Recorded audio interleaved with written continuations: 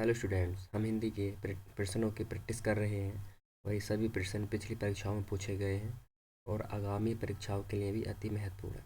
हमारा पहला क्वेश्चन है, किस राज्य की राजभाषा अंग्रेजी है?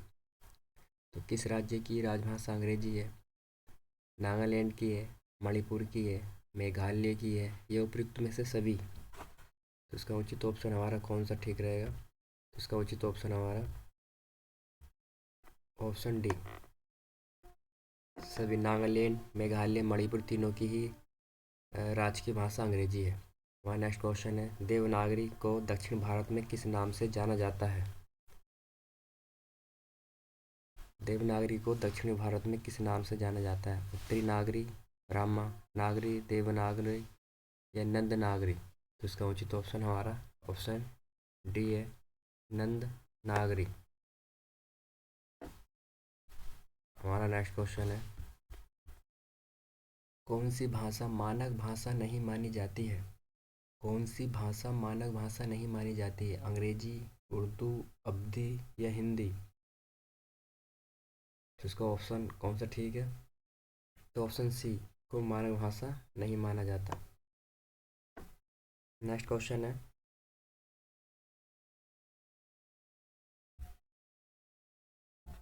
बोली के संदर्भ में कौन सा कथन गलत है? बोली के संदर्भ में कौन सा कथन गलत है? बोली में केवल मौखिक साहित्य परंपरा होती है।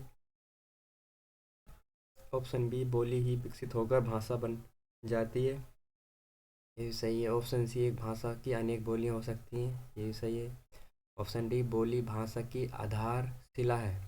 तो कौन सा हमारा अनुचित है इसमें? इसमें हमारा पहला ही गलत है, बोली में केवल मौखिक साहित्य परंपरा होती है, ये गलत है। बाकी हमारे तीनों सही हैं। हमारा अगला प्रश्न है, खड़ी बोली निम्नलिखित में कहाँ बोली जाती है? खड़ी बोली निम्नलिखित में कहाँ बोली जाती है? झांसी में, कानपुर में, मेरठ में, या अलीगढ़ में? तो ये खड़ी बोली बोली जाती है मेरठ में। ऑप्शन सी हमारा सही है। शौरसेनी अपभ्रंश से किस उपभाषा का विकास हुआ है? शौरसेनी अपभ्रंश से किस उपभाषा का विकास हुआ है? राजस्थानी का, पूर्वी हिंदी का, पहाड़ी का, या पश्चिमी हिंदी का? इसका उचित ऑप्शन हमारा ऑप्शन बी है, पश्चिमी हिंदी का। हमारा अगला प्रश्न है,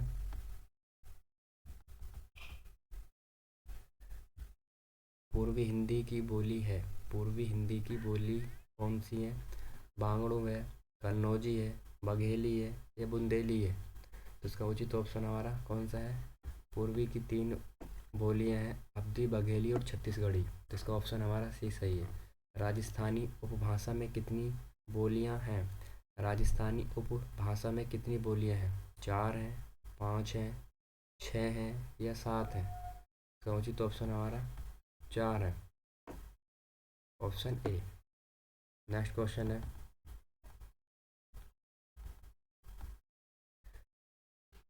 देवनागरी लिपि का विकास किस लिपि में हुआ है? देवनागरी लिपि का विकास किस लिपि में हुआ है? खरोष्टी में, ब्राह्मणी में, नागलिपि में, या हिब्रू में? तो उसका उचित ऑप्शन है हमारा, देवनागरी लिपि का जो विकास हुआ है वो ब्राह्मी लिपि में हुआ है, ऑप्शन बी। हमारा नेक्स्ट क्वेश्चन है, खड़ी बोली का उद्भव अपभ्रंश के किस रूप में हुआ? खड़ी बोली का उद्भव अपभ्रंश के किस रूप में हुआ? अर्ध मागधी में, मागधी में, शौरसेनी का उत्तरी रूप, या ब्राह्मण में?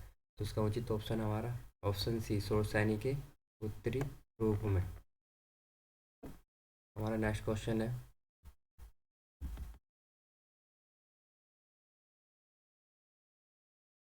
खड़ी बोली का सर्वाधिक उपयुक्त प्राचीन नाम है? खड़ी बोली का सर्वाधिक उपयुक्त प्राचीन नाम कौन सा है? रेखता है, हिंदवी है, देहलवी है, कोरवी है? तो उसका उचित ऑप्शन हमारा कौन सा है? रेखता, ऑप्शन ए। नेक्स्ट क्वेश्चन है, हिंदी साहित्य का इतिहास कितने काल खंडों में विभाजित किया है? तो हिंदी साहित्य का इतिहास कितने काल खंडों में विभाजित किया है? ऑप्शन 3 में, 4 में, 5 में, या 6 में? तो 4 में। आदिकाल, भक्तिकाल, रीतिकाल और आधुनिक काल। हमारा नेक्स्ट क्वेश्चन है,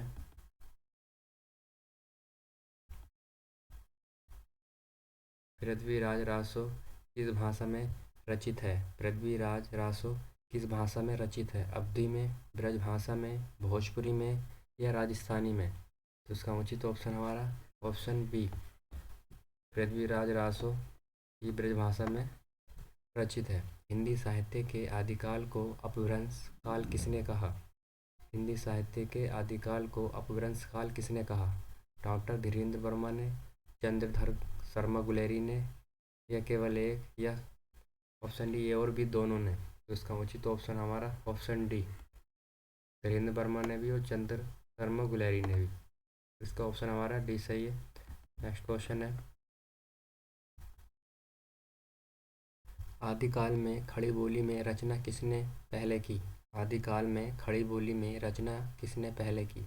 हाजी मोहम्मद ने, विद्यापति ने, कुशल राय ने या अमीर खुसरो ने?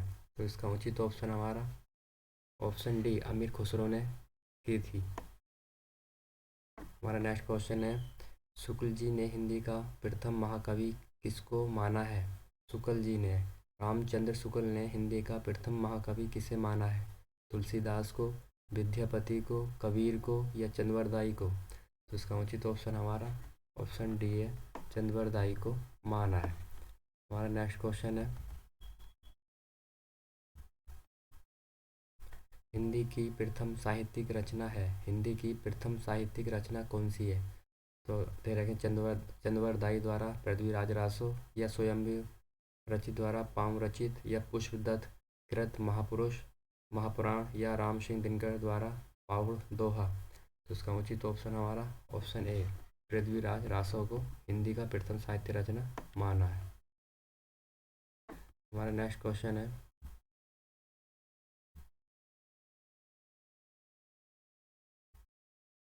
हिंदी का प्रथम महाकाव्य है, हिंदी का प्रथम महाकाव्य कौन सा है? आलाखंड है, पृथ्वीराज रासो है, पद्मावत है या प्रिय प्रवास है? तो उसका उचित ऑप्शन हमारा पृथ्वीराज रासो, हिंदी का प्रथम महाकाव्य। नेक्स्ट क्वेश्चन है, हिंदी का प्रथम कवि किसे माना है? सहरापात को, स्वयंभू को, चंद्रवरदाई को या हेमचंद्र को? तो इसका उचित ऑप्शन है हमारा सहरापात को, ऑप्शन ए। हिंदी का प्रथम बड़ा महाकाव्य है, हिंदी का प्रथम बड़ा महाकाव्य है पद्मावत, कामायनी, परमार रासो या प्रिय प्रवास? तो इसका उचित ऑप्शन है हमारा option A, Padmavat. Next question है, बारहमासा का वर्णन सर्वप्रथम किस ग्रंथ में मिलता है? बारहमासा का वर्णन सर्वप्रथम किस ग्रंथ में मिलता है? बीसल देव रासों में, संदेश रासों में, पृथ्वीराज रासों में या खुमान रासों में? तो इसका उचित ऑप्शन हमारा ऑप्शन ए, बीसल देव रासों में मिलता है, ऑप्शन ए। नेक्स्ट क्वेश्चन है,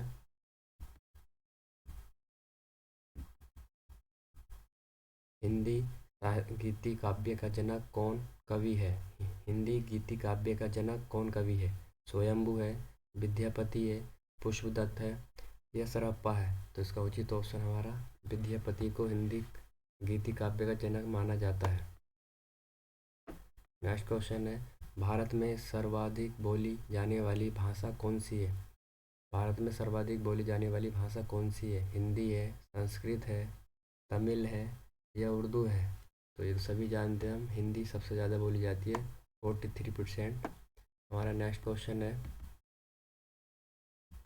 हिंदी भाषा का जन्म हुआ है अपभ्रंश से, लौकिक संस्कृत से, पाली प्राकृत से या वैदिक संस्कृत से? इसका उचित ऑप्शन है हमारा ऑप्शन ए, अपभ्रंश से। नेक्स्ट क्वेश्चन है, भारतवर्ष में हिंदी को आप किस वर्ग में रखेंगे? भारतवर्ष में हिंदी को आप किस वर्ग में रखेंगे? राजभाषा में, राष्ट्रभाषा में, विभाषा में या तकनीक भाषा में? तो इसका उचित ऑप्शन हमारा ऑप्शन ए, राजभाषा के रूप में रखेंगे। हमारा नेक्स्ट क्वेश्चन है, निम्नलिखित निम्नलिखित में कौन सी भाषा संस्कृत भाषा की अपभ्रंश है? निम्नलिखित में कौन सी भाषा संस्कृत भाषा की अपभ्रंश है? खड़ी बोली, ब्रजभाषा, अवधी या पाली? तो इसका उचित ऑप्शन हमारा ऑप्शन डी पाली। हमारा अगला प्रश्न है, अधिकतर भारतीय भाषाओं का विकास किस लिपि में हुआ? अधिकतर भारतीय भाषाओं का विकास किस लिपि में हुआ? शारदा लिपि में, खरोष्ठी लिपि में, कुटिल लिपि में या ब्राह्मणी लिपि में? तो इसका उचित ऑप्शन हमारा ऑप्शन डी है ब्राह्मणी लिपि में। हमारा नेक्स्ट क्वेश्चन है,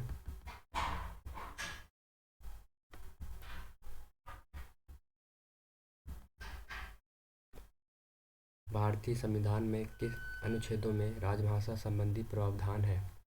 भारतीय संविधान में किन अनुच्छेदों में राजभाषा संबंधी प्रावधान है? तो ऑप्शन ए अनुच्छेद 343 से 351 या 434 से 315 या 443 से 135 या 334 से 153। तो इसका हमारा उचित ऑप्शन है संविधान के भाग 17 में अनुच्छेद 343 से 351 तक वर्णन है। हिंदी भाषा के विकास का सही अनुक्रम कौन सा है? तो हिंदी के सही अनुक्रम कौन सा है? पाली, प्राकृत, अपभ्रंश, हिंदी? ऑप्शन ए या ऑप्शन बी या ऑप्शन सी या ऑप्शन डी? तो इसका उचित ऑप्शन हमारा कौन सा है? तो option A Prakrit, Pali. Option A है पाली है, प्राकृत है, अपभ्रंश है या हिंदी है? तो हमारा अगला प्रश्न है,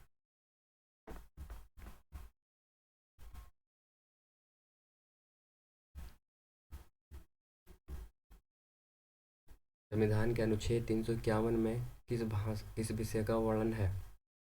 तो संविधान के अनुच्छेद 351 में किस विषय का वर्णन है? संघीय राजभाषा का या उच्चतम न्यायालय की भाषा का, पत्राचार की भाषा का या हिंदी के विकास के लिए? तो इसका उचित ऑप्शन है हमारा हिंदी के विकास के लिए निर्देशन, ऑप्शन डी।